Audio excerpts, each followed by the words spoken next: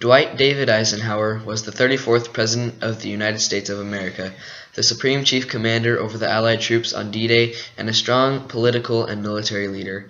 If we had never had Eisenhower as a president, the world might still be at war, there would be no South Korea, and we, as U.S. citizens, might not have our beloved interstate highway system. Dwight D. Eisenhower led people in a way that most other presidents haven't. He led from behind the scenes. He was not very public with his plans until he executed them, and only on rare occasions would he tell the general public of his plans. One of such was the interstate highway system. Dwight D. Eisenhower left a legacy unforgettable in the United States. He left a mark that snakes across the nation, the interstate highway system. He left the world with one less war and evil mastermind on their hands, and kept the tension in Korea at bay.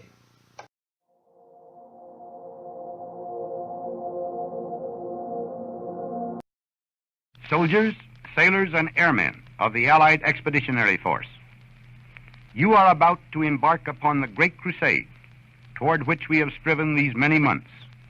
The eyes of the world are upon you. The hopes and prayers of liberty-loving people everywhere march with you. In company with our brave allies and brothers in arms on other fronts, you will bring about the destruction of the German war machine, the elimination of Nazi tyranny over the oppressed peoples of Europe, and security for ourselves in a free world. Your task will not be an easy one. Your enemy is well trained, well equipped, and battle-hardened. He will fight savagely. But this is the year 1944. Much has happened since the Nazi triumphs of 1940-41. The United Nations have inflicted upon the Germans great defeats in open battle, man to man. Our air offensive has seriously reduced their strength in the air and their capacity to wage war on the ground. Our home fronts have given us an overwhelming superiority in weapons and munitions of war, and placed at our disposal great reserves of trained fighting men. The tide has turned. The free men of the world are marching together to victory. I have full confidence in your courage, devotion to duty, and skill in battle. We will accept nothing less than full victory. Good luck, and let us all beseech the blessing of Almighty God upon this great and noble undertaking. These are the words which the great leader and President Dwight D. Eisenhower said in preparation for the attack on D-Day. This attack was one of the greatest moments in recent history concerning the world and its future, and one of the best examples of extreme leadership that left a legacy unforgettable by the nations of the world. Dwight D. Eisenhower also played an extremely major part in the Korean War. He, in fact, ended it. On July 27, 1953, the armistice was signed. This put an end to the fighting, but there was still tension there. Following this will be a part of the speech that Eisenhower gave only an hour after the signing of the armistice. My fellow citizens, tonight we greet with prayers of thanksgiving the official news that an armistice was signed almost an hour ago in Korea. It will quickly bring to an end the fighting between the United Nations forces and the communist armies. For this nation, the cost of repelling aggression has been high. In thousands of homes, it has been incalculable. It has been paid in terms of tragedy. Dwight D. Eisenhower also was president during the Cold War. Some things did not go as planned during the Cold War, and although not involved directly, things were strenuous on the United States.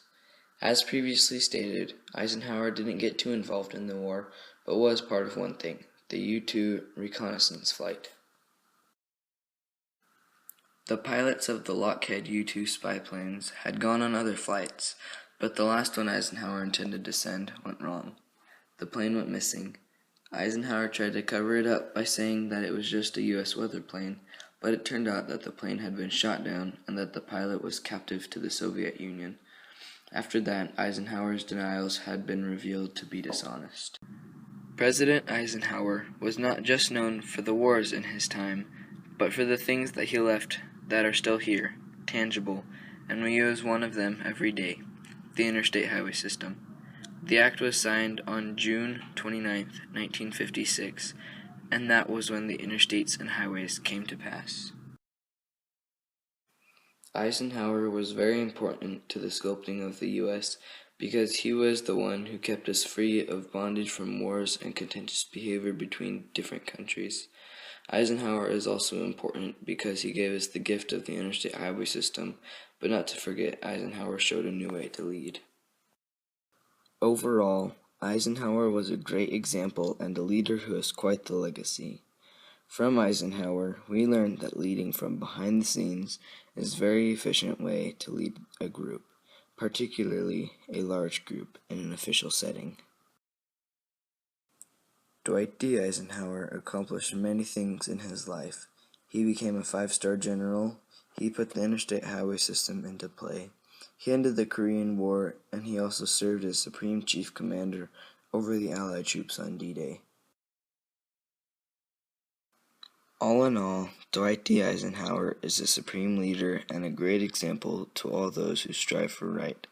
And with great accomplishments and rewards, Dwight David Eisenhower is someone to look up to and to find a role model in.